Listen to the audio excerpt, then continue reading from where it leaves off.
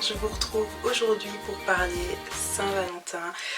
Oui, parce que chaque année après les fêtes, il faut y passer. C'est pas une période qui plaît à tout le monde, j'en suis bien consciente, mais bon voilà. Bref, pour l'occasion, j'ai décidé de m'allier avec ma copine de la chaîne, Diane M. Kennedy, pour vous réaliser un tag. Donc on a décidé de rassembler 10 questions qui parlent d'amour ou de Saint-Valentin, et voilà, on va y répondre pour vous. Donc je vous invite d'ores et déjà à aller voir sa chaîne parce que je ne comprends absolument pas comment ça se fait qu'elle ne soit pas plus connue que ça, parce que c'est une fille géniale qui fait des vidéos de très bonne qualité, qui fait des très bonnes vidéos. Ses maquillages, bref, elle a envie de me faire acheter tout le magasin Kiko à chaque fois que je regarde ses maquillages. Donc franchement, si vous aimez cette marque là, si vous aimez vous maquiller tout simplement, si vous aimez, enfin bref, allez voir sa chaîne, vous n'allez pas être déçus. Voilà, bref, donc je vais commencer directement, j'ai les questions sur mon petit téléphone et donc c'est parti. Question numéro 1, fêtes-tu la Saint-Valentin cette année? Oui, je fête la Saint-Valentin cette année. Question numéro 2, qu'as-tu prévu pour la Saint-Valentin? Alors je ne sais pas, je sais que je vais le fêter, mais je ne sais pas comment. Voilà. J'en ai aucune idée, enfin quoique Sam m'a quand même dit qu'il allait m'amener au snack et qu'il allait m'offrir une rose du Pakistanais. Il disait ça pour rire bien entendu, mais voilà, donc non, je sais pas du tout ce que je vais faire, je sais pas du tout ce qu'on va faire pour la Saint-Valentin. Question numéro 3, la pire honte de ta vie en compagnie d'un garçon? Eh ben franchement, j'ai rien qui me vient à l'esprit comme ça, donc je pense pas que j'ai dû avoir une grosse honte en compagnie d'un garçon. Non. Non, franchement, non, je crois pas. Youp, j'ai fait une petite apparition dans la vidéo parce que je me suis souvenue dans la journée d'une honte en fait, oui. Et je me demande même comment j'ai pu faire pour l'oublier parce qu'elle me poursuit et elle ne me lâchera pas de sitôt.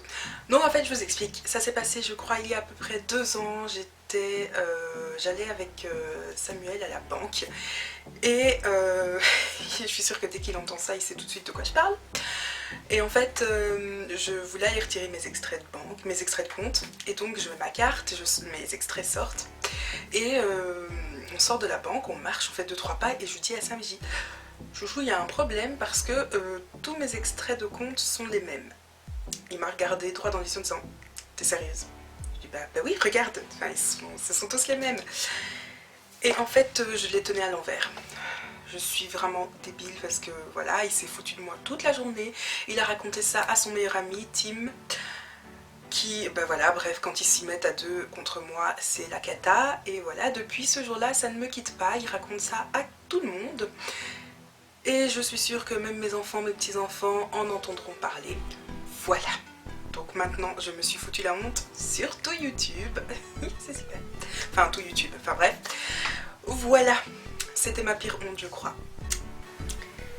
Question suivante, le plus beau cadeau, le plus beau souvenir de Saint-Valentin? Des peluches, je sais que... Enfin, j'adore les peluches et ça m'a déjà offert une fois, je me souviens qu'il m'a offert une peluche avec 2 roses et il avait fait un espèce de petit poème. En fait, il avait nommé les 2 roses, c'était genre voilà, je m'appelle Foudre et je sais pas quoi. Et en fait, c'était le vrai nom des roses, je pense. Je sais plus exactement, enfin, et bref, il avait fait un petit poème comme ça, je trouvais ça trop mignon. Et, attendez, parce que maintenant j'hésite, je sais plus si c'était pour la Saint-Valentin. Enfin bref, soit, c'était un cadeau super romantique et j'ai adoré. Sinon, les chocolats et tous les trucs assez classiques qu'on reçoit pour la Saint-Valentin, mais le meilleur de la Saint-Valentin, ça reste quand même de passer avec quelqu'un d'abord, et que ce soit avec... son petit copain, sa petite copine, ou que ce soit entre amis, le plus beau cadeau qu'on a, c'est voilà, de passer un bon moment en compagnie de quelqu'un qu'on aime profondément. Ouais. Es-tu pour ou contre la Saint-Valentin? Je suis plutôt pour, mais si je ne le fête pas, si je ne la fête pas, ça ne me dérange pas non plus parce que c'est vrai, je vais pas dire que c'est une fête commerciale, mais voilà, c'est la fête des amoureux. Je vois pas pourquoi il faudrait forcément un jour dans l'année spécialement pour les amoureux. Donc oui et non, je suis pour, j'aime bien quand je la fête, mais si je la fête pas, ça me passe un peu au-dessus de la tête en fait, voilà. Et étant donné aussi que je suis quand même quelqu'un d'assez gâté par Samuel, il aime bien me faire des petites attentions par-ci par-là, du coup j'ai vraiment pas besoin d'un jour particulier dans l'année pour recevoir un cadeau ou pour en offrir, d'ailleurs c'est pareil, donc non vraiment pas, ça me passe au-dessus de la tête si je le fais pas. Alors, ton film à l'eau de rose pour la Saint-Valentin, je crois que là je vais pas être très originale et je vais rester dans les classiques. Ce sera PS I Love You et N'oublie jamais. Donc, si vous n'avez jamais vu ces films, franchement foncez les voir parce qu'ils sont vraiment géniaux. Mais c'est vraiment le film cul la praline puissance 10 000. Sinon, j'aime bien aussi les films, vous savez, où il y a un problème de couple au début et au fur et à mesure de l'histoire, les choses s'arrangent. Généralement, les films qui sont super bien faits dans ce genre-là sont des films chrétiens. Et voilà, sinon, oui, j'aime bien les films qui commencent avec un problème de couple et qui, au final... Voilà, ça devient super beau et le couple a résolu tous ses problèmes. Préfères-tu les hommes romantiques ou pas? Je dirais je suis dans le milieu, dans le juste milieu. Parce qu'un homme pas du tout romantique, pour moi, ça a tendance à virer vers l'homme macho, trop macho. Et un homme trop romantique, c'est un homme... non, il faut un minimum de virilité quand même, quoi. La chose indispensable pour toi avant d'aller à un rendez-vous, sans hésiter, le parfum, mesdames. Le parfum. Vous pouvez ne pas vous maquiller, il y a des filles qui se maquillent pas, c'est très bien. Vous pouvez avoir des cheveux pas spécialement coiffés, c'est-à-dire pas avoir fait un brushing, mais les avoir genre au naturel par exemple. Vous habiller comme tous les jours, si vous décidez de vous habiller comme dans la vie de tous les jours et pas forcément mettre une robe parce que vous allez à un rendez-vous, le truc auquel vous ne pouvez pas échapper, c'est le parfum, mesdames. Même après des années avec votre chéri, ça fait toujours plaisir d'avoir quelqu'un qui sent bon. Voilà, tout simplement. Pour moi, je sais pas, c'est le truc le plus évident. Quelle est la première chose que tu regardes chez un homme?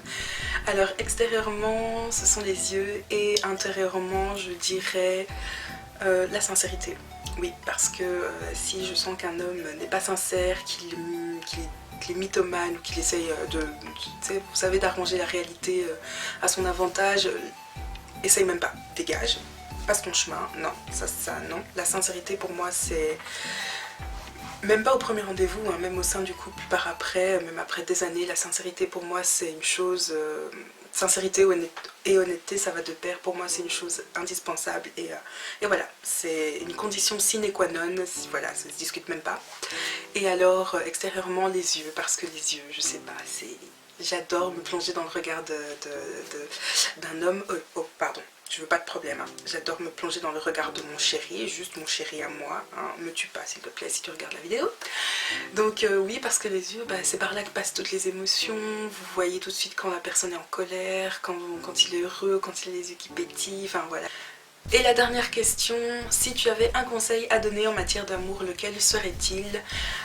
Alors, je vais essayer d'en donner un général, mais je crois que je vais un petit peu m'étaler. Ce serait vraiment, suis ton cœur, mais reste les pieds sur terre, garde les pieds sur terre. Vraiment, qu'on soit un homme ou une femme, vraiment, je pense que le plus important, c'est de suivre son cœur, mais... Vous savez, le cœur a ses raisons, je deviens philosophe aujourd'hui, le cœur a ses raisons que la raison ignore, mais tout de même, essayez de garder les pieds sur terre. Ne soyez pas soumis, ne vous laissez pas marcher sur les pieds, ne pas se couper des autres, c'est très important. Gardez votre entourage. Il y a trop de gens qui s'isolent une fois qu'ils sont en couple et puis quand ça casse, ils n'ont plus personne parce qu'ils ont laissé tomber tout le monde et c'est vraiment triste je trouve. Voilà, cette vidéo est terminée, j'espère qu'elle vous a plu. N'hésitez pas à aller voir la vidéo de Diane M. Kennedy que je vais vous mettre quelque part ici et que je vous mettrai aussi en barre d'infos. Et voilà, moi je vous dis à très bientôt pour une autre vidéo, je vous fais des très gros bisous et comme d'habitude, ça n'a pas changé, portez-vous bien.